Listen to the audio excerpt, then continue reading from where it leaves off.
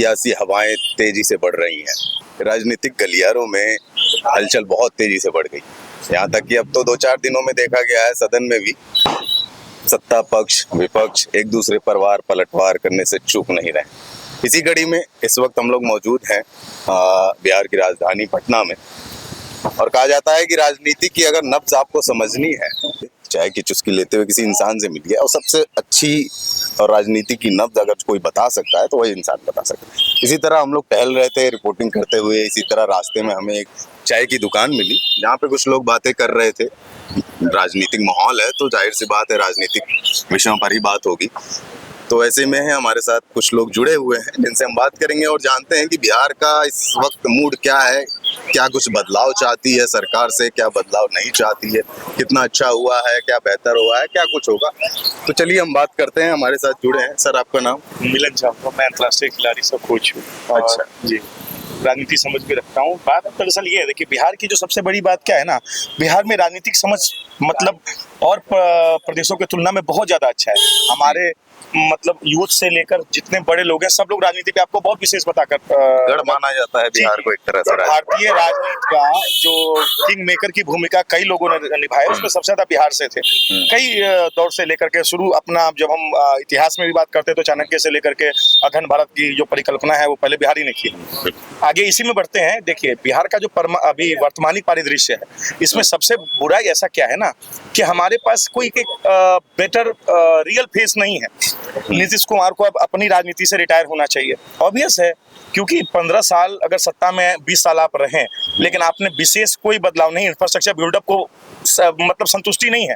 विकास हुआ है लेकिन उस स्तर में भी नहीं हुआ है जिस स्तर में बीजेपी से उम्मीद की जा रही थी। बिहार के लोग संतुष्ट नहीं। हाँ, ऑब्वियस है, नहीं और हो सकता था। हमारा ये कहना है, आपने अभी भी बिहार को बीमारू राज्य बना के रखा, अभी भी आप लेबर सप्लायर बना के रखे हुए हैं। आपने कोई ऐसे ठोस कदम क्यों नहीं उठाए? बाकी राज्य भी तो लैंडलॉक्ड हैं। आप बार बार बिहार के लैंडलॉक होने का दुहाई देते हैं, बाढ़ आने की दुहाई देते हैं। कहाँ बाढ़ नहीं है? आप उत्तर असम देख लीजिए, असम से लेकर अरुणाचल देख लीजिए, इधर वेस्ट बंगाल देख लीजिए, इधर बिहार, झारखंड, उत्तर प्रदेश, हमेशा उत्तर प्रदेश को आज देख लीजिए, बिहार क्या वो बाढ़ से त्रस्त नहीं है? उसके उत्तर के जितने भी इलाके हैं जो कि नेपाल सीमा से सटते हैं, सब में बाढ़ का खतरा हमेशा बना रहता है। आपने परमानेंट सोल्यूशन क्यों नहीं किया कुछ भी? आप इंडस्ट्री, कोई एक बड़ी इंडस्ट्री नाम बताइए जिसमें 5000 से 7000 एम्प्लॉइज अभी बिहार के प्राइवेट सेक्टर में, कोई ऐसी कंपनी बताइए जो पटना बिहार में हो या बिहार के आसपास में जहाँ पे काम कर रहे हो। कोई ऐसी कंपनी नहीं है। आप नहीं ला पाए। जो अच्छी चीनी मिली थी, रीगा चीनी मिल, ऐसी ऐसी मिलों को बंद करा दिया। आपसे ये अपेक्षा तो नहीं थी नीतीश कुमार जी। तो अभी का जो परिदृश्य है बीजेपी को समझना चाहिए।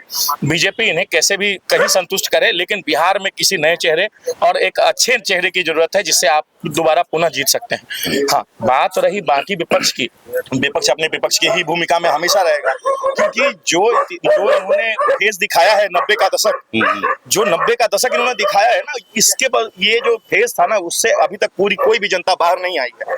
इन्होंने अपने स्वार्थ के लिए यादवों को जो पीसा है, ये सबसे बुरी बात है जो आरजेडी की है। अब इसी के कारण ये सबसे बड़ा एक फेज, आप पटना के अभी पुराने इलेक्शंस के डिटेल्स निकालिए। पटना में लगभग अगर माने तो करीब 19% के आसपास यादव है, करीब 13% के आसपास कुर्मी, मतलब ऐसे कास्ट अलग अलग है।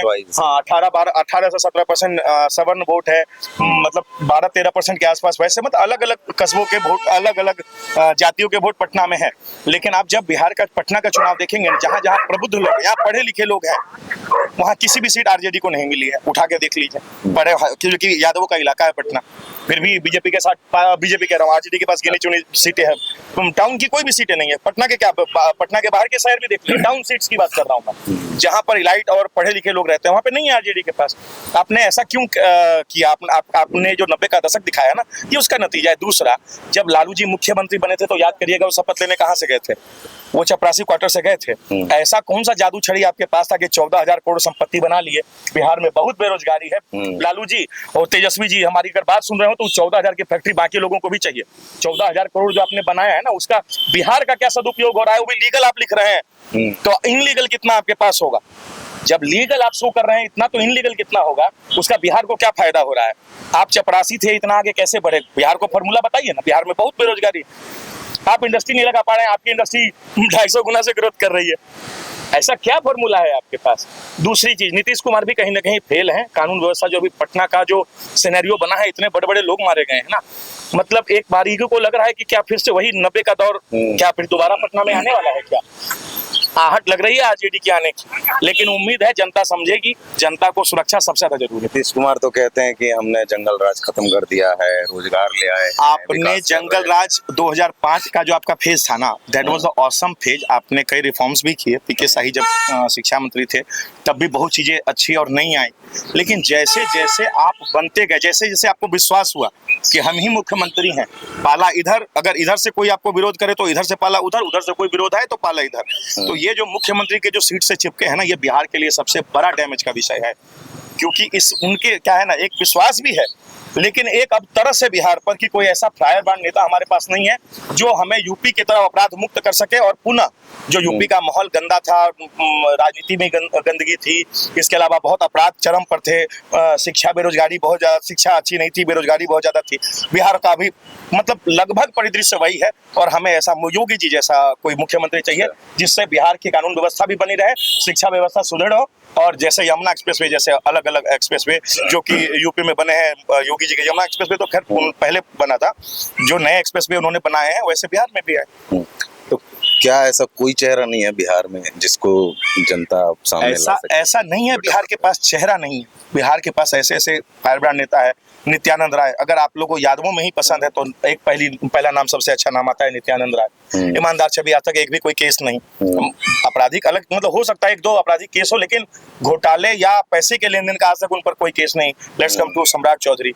बीजेपी को आगे करना चाहिए उनको, अगर जब तक वो अपना फेस नहीं बनाएंगे, कुछ अच्छा एक ठोस बिहार में नहीं देंगे, तब तक मतलब जनता समझती है चीजों को। हमारे साथ चिराग पासवान जी हमारे पास हैं, मतलब हमारे पास नेताओं की कमी नहीं है, लेकिन क्या है ना, हमारा जो अभी मतलब राजनीतिक पशुपेश जो हम फंसे हैं ना, जहां नीतीश क्या है ना, बीजेपी नीतीश को इसलिए मजबूरी है, नीतीश इज मजबूरी ऑफ बिहार, क्योंकि बीजेपी को पता है कि ये आदमी जिधर पाला बदलेगा ये मुख्यमंत्री बन के बैठ जाएगा। तो मजबूरी का मुख्यमंत्री है हमारे नीतीश कुमार, लेकिन बीजेपी को आगे आकर एक स्टेप आगे लेना चाहिए। और आरजेडी को भी, अगर अपने राजनीति में सफल होना चाहते हैं तो किसी के पिछलगू ना बनिए।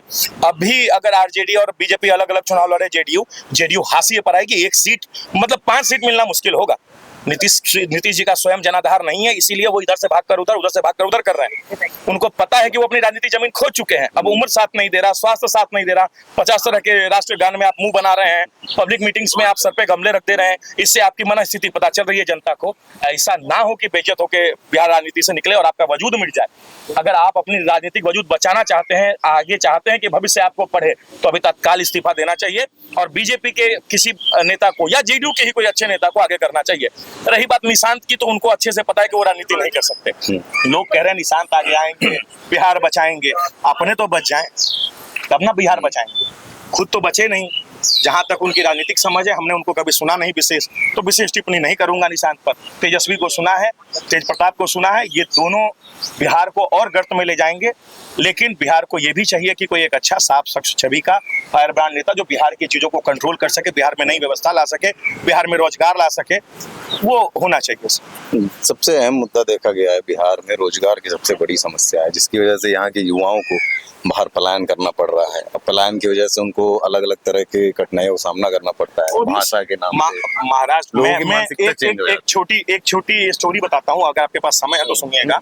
स्टोरी ये है कि मैं अंतर्राष्ट्रीय खिलाड़ी हूँ, मैं टीम बिहार की लेकर के कर्नाटका तमिलनाडु गया था, होसूर में मैच था। हम लोग होसूर एकदम बॉर्डर पे है तमिलनाडु कर्नाटका के, तो कर्नाटका में ही एयरबीएनबी बेंगलोर में हम लोग रुके थे। हम लोग एयरपोर्ट से जब एयरबीएनबी हम लोग पहुंचे hotel, taxi driver used to say in Kannada, otherwise I am not going to allow to travel. हम कहे ये क्या है, ये अभी ये मतलब 2022 का कहानी है, अभी रिसेंट का कहानी। इस साल मैं तिरुपति गया था। तिरुपति में क्योंकि अंतर्राष्ट्रीय खिलाड़ी हूं तो प्रोटोकॉल मिल जाता है हमें। हम वीआईपी गेट से अपनी पूरी फैमिली से एंट्री कर रहे थे। ऑन मेन गेट मेरे पास पास होने के बावजूद वहां के अधिकारी ने तमिल न बोलने के कारण मुझे अंदर जाने से रोका। आधे घंटे बहस चली, कुछ लोकल ने भी उनका सपोर्ट किया, लेकिन जब मैंने भारत की इंटीग्रिटी की बात की तो फिर उनको समझ आया। जब वहां की सचिव आई तब मैं मंदिर के गर्भगृह में गया। तो इतनी व्यवस्थाएं खराब हो चुकी है भाषा के नाम पर। हाँ, एक और मैं आपको रिसर्च बताता हूँ। कभी कमेंट था हरियाणा या पंजाब के मुख्यमंत्री का कि उनकी डील है बिहार के मुख्यमंत्रियों के साथ, अच्छा। कि आप जानबूझकर स्वयं यहाँ इंडस्ट्री नहीं लगाएंगे और हमें सस्ता लेबर उपलब्ध कराएंगे। इसके एवज में क्या डील है वो तो ऊपर के लोग जाने, लेकिन ऐसा डील है। और ये चीजें समाज में, ये चीजें हमारे बिहार के लोगों में आनी चाहिए। इसलिए जानबूझकर अभी तक बिहार को बीमारू बना रखा है। समाधान नहीं है क्या बाढ़ का? हमारे पास कई नदी है, जलस्तर में आप मीटर वाइज नाप लो, आपके पास एक से एक इंजीनियर्स। आप नदियों को, बिहार की जितनी नदियां जोड़ दीजिए आपस में, एक बूंद पानी नहीं आपका। आप उत्तर भारत बाढ़ में मरता है और उत्तर बिहार बाढ़ से मरता है, दक्षिण बिहार सुखाड़ से। आप वहां की नदियों को जोड़ दीजिए ना, लेवल अपने आप जो नीचे जा रहा है। आपके सासाराम, डेहरी, जितने भी आपके लोअर इलाके हैं दक्षिण के, वहां जो वाटर लेवल नीचे जा रहा है वो तुरंत आपको हो जाएगा। आपकी परमानेंट समस्या खत्म हो जाएगी। जो आप इरिगेशन के लिए स्पेशल स्टाइपेंड पैसे देते हैं वहां के किसानों को, क्योंकि वहां सुखाड़ है, आपको पानी निकाल के मतलब जमीन से ट्यूबवेल के थ्रू इरिगेशन करना पड़ता है। आप ऐसी व्यवस्था क्यों नहीं बना रहे? ऐसी नहर क्यों नहीं बना रहे कि पानी के फ्लो को आप मैनेज कर सके? तो पहले के जमाने में कई नहर बने, अभी तक कई जिंदा नहर है बिहार में, जबकि बाढ़ के पानी को वो अपने में समाहित करके बहुत हद तक बचाते हैं। ऐसी नहर की योजना परियोजना आपने क्यों नहीं लाई? आप खाली सड़क पुल बनाते चले गए, उससे क्या होगा? आप कनेक्टिविटी दे सकते हैं, जॉब नहीं। और ये परमानेंट जॉब का श्रेणी में भी नहीं आता है। आप किसी को जोड़ रहे हैं, उससे वहां का मार्केट कितना बढ़ पाया, क्या बढ़ा पाए आप, उससे बेनिफिट क्या हो रहा है आपका? कहाँ सामान, आप एक्सप्रेस भी तो बना रहे हैं, लेकिन ये बताइए ना, सामान कौन सा बेचेंगे?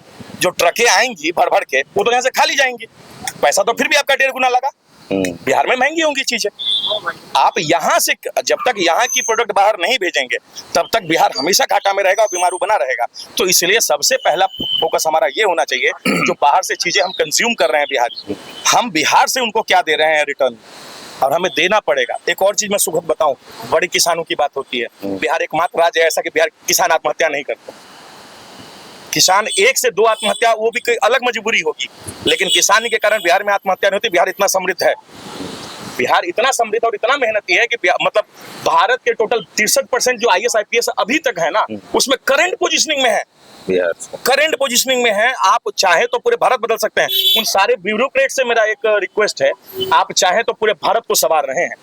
ये 63% बिहारी पूरे भारत को चला रहे हैं, क्या वो बिहार नहीं चला सकते क्या? इतने बड़े बड़े इंडस्ट्रीज के मतलब डिपार्टमेंट में आप चीफ सेक्रेटरी देखो Bihari, deputy chief secretary Bihari, joint secretary Bihari, लेकिन बिहार को क्या दे रहे हैं आपके वहां होने से क्या फायदा बिहार को? राजनीतिक परिदृश्य में केंद्र और राज्य दोनों अभी एक साथ चला रहे हैं, डबल इंजन की सरकार है। क्या इस डबल इंजन की सरकार में कोई एक बड़ा उद्योग धंधा लग पाया बिहार में? क्या हम अभी स्थिति में है कि 5,000 अगर युवा को एक साथ नौकरी देनी पड़े किसी प्राइवेट जगह पर? आपके पास है कोई ऐसी संस्था? नहीं है आपके पास। और पूरे बिहार में 23 लाख तो कर्मचारी ही है सरकारी। आप 25 लाख का नया जो तेजस्वी जी आए हैं, वो 20 लाख का वादा कर रहे हैं। आप बताइए कहां से, मतलब सीट कहां से जनरेट करेंगे? टोटल 23 लाख तो नौकरी ही है, 20 लाख का 1 साल में वादा कर रहे हैं, फिर भी तो आपका 2 करोड़ के आसपास पलायन है। 1 करोड़ 80 लाख का क्या किया? वो 20 लाख से लोग संतुष्ट हैं क्या? हम कभी संतुष्ट नहीं है। हमें इंडस्ट्री चाहिए। जब तक बिहार में प्राइवेट कंपनीज नहीं आएंगी, जब तक बड़े प्रोजेक्ट्स नहीं आएंगे, बिहार कभी बदलने वाला नहीं है। और जानबूझकर ऊपर के शीर्ष नेता बिहार को बीमारू और गरीब बना के रखना चाहते हैं, क्योंकि सस्ती लेबर सप्लाई हो सके। इसी वजह हमारे बिहार में सिर्फ 2 चीजें हैं। आप अगर बिहार से होंगे तो आप जानते होंगे, या तो हमें पढ़कर IAS बनना, IPS बनना पड़ता है, या तो हम लेबर क्लास रह जाते हैं। मिडिल में बिहार सर्वाइव नहीं कर पा रहा है, ये लोगों को समझना पड़ेगा। हम मिडिल क्लास में सर्वाइव नहीं कर पा रहे हैं। हमें इंडस्ट्री चाहिए ही चाहिए। बिहार के युवाओं का जो पलायन है, जो मेहनत हम बाहर में करते हैं, वो मेहनत हम बिहार में क्यों नहीं कर सकते हैं? अब बिहार में हम इज्जत से करते हैं। अभी बताइए, महाराष्ट्र की पूरी इकोनॉमी, आधे से ज्यादा इकोनॉमी बिहारी चलाते हैं। अब वो बार बार आपसे बेइज्जती करते हैं, आपको बार बार बेइज्जत करते हैं, बिहारी मराठी करके आपको मार के भगाते हैं। फिर भी बेशर्मों की तरह, कभी भी आप LTT मुंबई की ट्रेनें देखें, CSEM की ट्रेनें देखें, हमेशा वेटिंग लिस्ट है। हमेशा बेशर्म की तरह बिहारी जाते हैं, हमें शर्म आती है। एक स्टोरी छोटा सा है, 2009 में हम नेशनल्स खेलने गए। हमारा डिनर था, JK दास जी सेक्रेटरी थे, हम लोग गए हुए थे सहारनपुर उत्तर प्रदेश। हमारा डिनर था राजस्थान के साथ। राजस्थान उस समय 2009, हाँ ठीक है, 2009 की बात है। तो हमारे से पूछा, मतलब राजस्थान के मैनेजर ने हमारे मैनेजर से पूछा, फ्रॉम विच स्टेट? मेरा बिहार का मैनेजर उसको रिप्लाई किया बिहार। वो नहीं समझा। अगेन ही आज, कहाँ से हैं सर आप? तो उसने बोला बिहार। फिर भी नहीं समझा। फिर इतने में मेरा जो मैनेजर था, he said, you know Lalu? अब वो हराम को राजस्थान का जो वो था, वो रिप्लाई क्या कर रहा, दैट वाज चारा चोर। अब बताइए आपकी जो प्रेजेंटेशन है, हम लोग मतलब चेहरा प्रॉपर नीचे करके प्लेट बिना देखे हम लोग खाना खाए हैं। जब ये शब्द सुनने को मिला दैट बड़ी चारा चोर वहां से आए हैं। इस तरह की image बताइए, बनी ये हुई है। ह्यूमिलेशन झेलना पड़ता है एक अंतर्राष्ट्रीय खिलाड़ी को झेलना पड़ रहा है। आम की क्या बात है, आम की सोच लीजिए फिर आप, जब खिलाड़ियों को झेलना पड़ जाता है रेसिज्म, तब आपके मतलब ऐसा आपने व्यवस्था बताइए। बिहार की पहले वो लोग कहते हैं कि बिना अनपढ़ लोग बिहार में मुख्यमंत्री बन सकते हैं। बताइए, ऐसा तोहमत दिया आपने राबड़ी देवी के तौर पे। रातों रात मुख्यमंत्री बिना किसी मतलब न विधानसभा की सदस्य न विधान परिषद की सदस्य, रातों रात थोप दिया आपने अनपढ़, जिसको साइन करने तक का पता नहीं। पूरा भारत जानता है ये बात। अरे कम से कम योग्य काबिल को देते तो बिहार योग्य होता। अभी तक नाकाबिलों के हाथ में रहा है। अभी तक क्या नीतीश कुमार जी भी कहीं ना कहीं तो नाकाबिल ही रहे हैं। अपनी जनता को बाहर जाने से न रोक पाए, अपने जो आपको बनाता है उसको आप नहीं सुविधा दे पा रहे, तो आप नाकामी है। और ये चीजें बीजेपी को समझनी पड़ेगी, क्योंकि एंटी इनकम्बेंसी बहुत ज्यादा बढ़ती जा रही है बीजेपी का नीतीश कुमार को ढोने के कारण। ये मतलब ये ऐसे लालची मुख्यमंत्री है ना कि सत्ता छोड़ना ही नहीं चाहते, और जब तक ये सत्ता नहीं छोड़ेंगे तब तक बिहार का विकास नहीं होगा। ये समझना पड़ेगा बीजेपी, जेडीयू, आरजेडी सारे लोगों को। तो इनको बाहर करने का एकमात्र रास्ता है, या तो आरजेडी, जेडीयू, बीजेपी सब अलग अलग चुनाव लड़े। सबसे बड़ी और अच्छी व्यवस्था होगी, इनको खुद का औकात भी पता चल जाएगा। एक बार ये होना बहुत जरूरी है बिहार में। एक बार आरजेडी भी तैयार रहेगी, चलो कोई बात नहीं, अगर विपक्ष में बैठना पड़े तो मंजूर है। बिहार की भलाई के लिए इनको इनका जगह बताना पड़ेगा, और नहीं तो आने वाले 5 साल में बिहार और बर्बाद होगा, और हाशिए पे आएगा, और आपकी प्रेजेंटेशन जीरो हो जाएगी। जैसे नीतीश कुमार कहते हैं, सबसे बड़ा मुद्दा ये भी आ रहा है सामने कि शराबबंदी को लेके, लेकिन हमने अभी कई जगह घूमा और लोगों को मुंह से यही सुनने में आया कि भैया यहाँ तो होम डिलीवरी होती है। क्या वाकई में बंद होता है सर? अगर अभी मुख्यमंत्री हमारी बात सुन रहे हैं तो मैं ये कहता हूँ ना, मुख्यमंत्री जी आप बताएं आपके कौन सा, सबसे पहले तो आपने अभी जो नियम, बेतुकी नियम था कि अगर थाने के अंदर मतलब थाने के क्षेत्र में पकड़ा जाए तो थानेदार निलंबित, बड़े असर में पकड़ा जाए तो एसपी डीएसपी निलंबित। हम कह रहे हैं बिहार में दारू घुस कैसे रहा है, मुख्यमंत्री क्यों नहीं निलंबित? इस्तीफा मुख्यमंत्री का क्यों नहीं? बिहार में एक बूंद अगर दारू आ जा रहा है तो इसमें मुख्यमंत्री का दोष क्यों नहीं? वो थानेदार को आप मतलब कहते हैं ना, सबसे छोटा प्यादा को पहले सबसे पहले आगे सैक्रिफाइस, शतरंज के लैंग्वेज में सैक्रिफाइस बोलते हैं। तो आप जो प्यादों को सैक्रिफाइस, आप मुख्यमंत्री हैं, सबसे बड़ा दोषी आप हैं। बिहार में एक बात बताऊं, बिहार को बर्बाद करने में इस दारू का भी बड़ा रोल है। आपको पता है कि दारू की इकोनॉमी 18,000 करोड़ की है। अवैध हो या वैध हो, तो क्यों ना वैध हो, कौन नहीं पी रहा? बोल तो रहे कैमरा चालू रखिए। नीतीश कुमार अभी वादा करे कि अगर पटना में मैं अभी उनके आवास के पास दारू निकलवा दूंगा तो इस्तीफा देंगे। मैं 5 मिनट में पहुंच जाएगी दारू उनके पास। अभी बोले इस्तीफा देने के लिए, सीएम हाउस के पास डिलीवरी होगी दारू की, वो इस्तीफा देंगे क्या? बहुत बड़ी बात बोला। बहुत बड़ी बात नहीं है ये, आम बात है सर। आम बात है यार। अरे यार, पटना में कौन सी दारू उपलब्ध नहीं है, कौन पीता नहीं है? हम तो कह रहे हैं अगर इतना ही आपको विश्वास है ना तो 30 दिन तक ट्रेसेस रहते हैं अल्कोहल के। अपने अधिकारियों के करा लेना, अपने नेताओं के करा ले, पहले ब्लड टेस्ट, पता चल जाएगा कौन कितना पीता है। शाम में ये लोग क्या करते हैं ये सबको पता है। यहाँ जो दिखा रहे हैं आम जनता, ये पैसा बनाने का धंधा है बॉस। ये पीछे के पॉकेट से पैसा बनाने का धंधा है, सरकार में न रहते हुए भी पैसा कमाने का धंधा है सारे लोगों पर। किनको नहीं पता है पटना के, बिहार के कि कौन बड़ा शराब व्यापारी है? गांजा, लोग कहते हैं गांजा बंद है। अभी हम ऑन कैमरा चलेंगे, अभी मिल जाएगा पकड़, ऑन कैमरा आपके साथ चलेंगे, थाने के बाजू में है। किसको पता नहीं है कहाँ क्या मिलता है? ये जो अंधा बना करके जो लूट रहे हैं बिहार को ना, ये सबसे बड़ी बेशर्मी है। कहाँ क्या उपलब्ध नहीं है, अगर है हिम्मत तो रोक ले मुख्यमंत्री। हम लोग तो चाहते हैं ये सब बंद हो। जब तक दारू को पूर्णतः, या तो आपको चालू करना पड़ेगा गुजरात के मॉडल के तौर पे, नहीं चालू करेंगे तो आपकी इंडस्ट्री तबाह होगी, हो गई लगभग। आपके बड़े बड़े शोरूम, बड़े बड़ी मीटिंग्स बंद हो गई, आपका प्रो कबड्डी बंद हो गया। इसका भी एक बड़ा रीजन ये है ना कि देखिए, ब्रॉडकास्ट की जो टीम होती है, जो आप लाइव चीजें देखते हैं ना, जो ब्रॉडकास्ट की बड़ी बड़ी कंपनियां होती है, उनके 90% जो एम्प्लॉइज होते हैं दे आर फॉरेनर्स, वो बाहर के होते हैं। उनका जो वेजिटेशन, वो जिस माहौल में रहे, वो बिना दारू के एक दिन नहीं रह सकते। अब उनको आप रोक देंगे पीने से। आप 5 दिन बिहार में रोक दिया, आपका ब्रॉडकास्ट बंद हो गया। एक बार किया, साइड से अलाउ था ये चलाइएगा मत।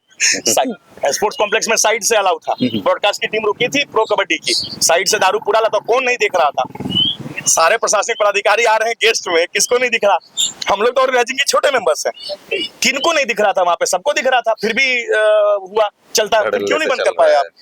तो बात यह है कि ये सब चीज, देखो समाज की जो कुरीतियां है ना, वो आपके छड़ी घुमाने से नहीं बंद हो जाती। उसके लिए एक बड़ा लंबा मेहनत करना पड़ता है, उसका एक ढांचा होना चाहिए, लोगों में आपको समझाने की वो ताकत होनी चाहिए, लोग आपके समझने चाहिए। आखिर पी कौन रहा है? बिहारी ही ना। बेच कौन रहा है? बिहारी ही ना। ला कौन रहा है? बिहारी ही ना। कर तो बिहारी ही रहा है, आपने कहाँ रोक लिया? अगर है हिम्मत तो रोक के दिखाइए, पटना में एक बूंद मिलना नहीं चाहिए।